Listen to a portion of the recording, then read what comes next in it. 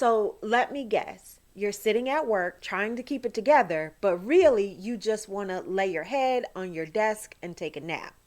Or maybe you've been going to the bathroom every 5 minutes. Sound familiar? Well, you are certainly not alone. The first trimester is like a secret mission.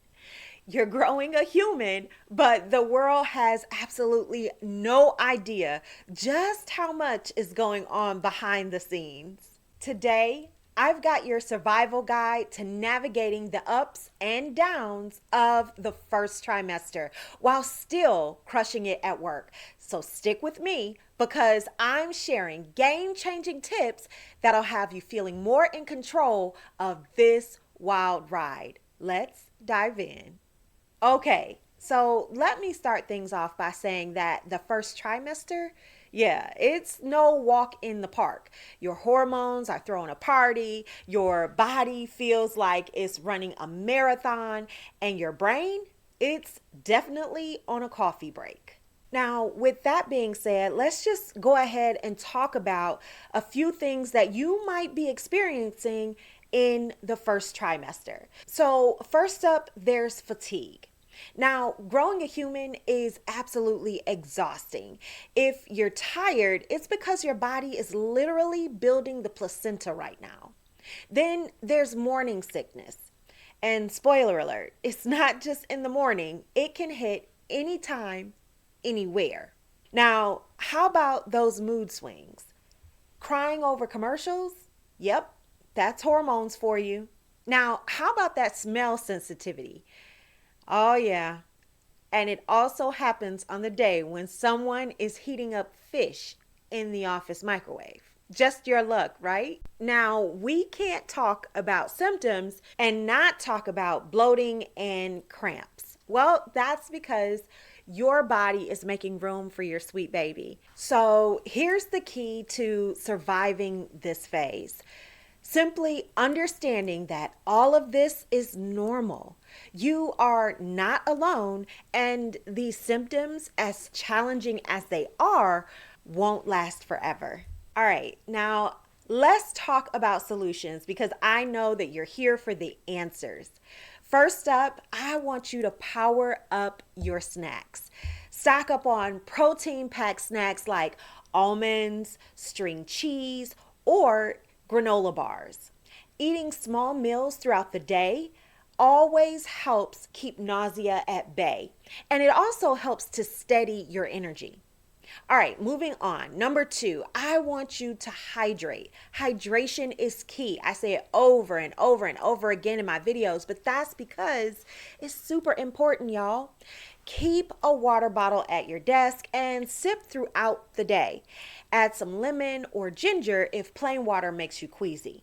All right, next up, the 10-minute rule. Step away from your desk for short walks or stretches. It sounds really simple, I know, but moving around can boost your energy and ease those feelings. Also, take a nap. If you have a lunch break, sneak in a quick rest in your car or a quiet spot. Even 15 minutes can make a huge difference. Trust me, you would be surprised. Okay, so with that being said, it's important that you embrace these changes. And what do I mean by that? I mean for you to accept your new norm. This is it. This is the new version of yourself. And here's a pro tip. I want you to lean into this new version of yourself. Why? Because your body is working overtime and it deserves some TLC. So be sure to invest in comfort. Don't wait to upgrade your wardrobe. If you gotta go to work, you might as well be comfortable. So start looking for pants that have that stretchy material and flowy tops. Also, ditch the comparisons. If you work with someone in your department, that is running a marathon in their first trimester, that's them. But every pregnancy is different. So just because someone else did it doesn't necessarily mean that you have to. Listen to your body. All right, So now let's address talking with your boss without the awkwardness. And I know, telling your boss you're pregnant can be a bit intimidating, but here's how to make it smooth. Number one, I want you to be mindful of timing. Listen, you don't have to spill the beans right away. There's a lot of moms that wait until the second trimester when they feel more comfortable. It takes some time to lean into this new version of you. So give yourself some time before having this conversation. Wait until you feel comfortable. Number two, I want you to be honest. When you're ready, I want you to go ahead and schedule a private chat, a private meeting, a private conversation to let your boss know what's going on and any adjustments that you might need. Third, I want you to be solutions oriented. So, if you're struggling with some of those early pregnancy symptoms, I want you to suggest solutions to help your employer. So, you might suggest flexible options like working from home or adjusting some of your deadlines and deliverables so that you can still get the work done, but perhaps in a more accommodating way. Believe me, most employers are more understanding than you think. Okay, so you've had the conversation with your employer, but now you might find yourself being worried about whether or not you can stay connected to stay in the loop. Well, if you're worried about staying productive at work, here is the trick: balance. That's right, balance. Okay, so let me break this down for you. First, I want you to be selective.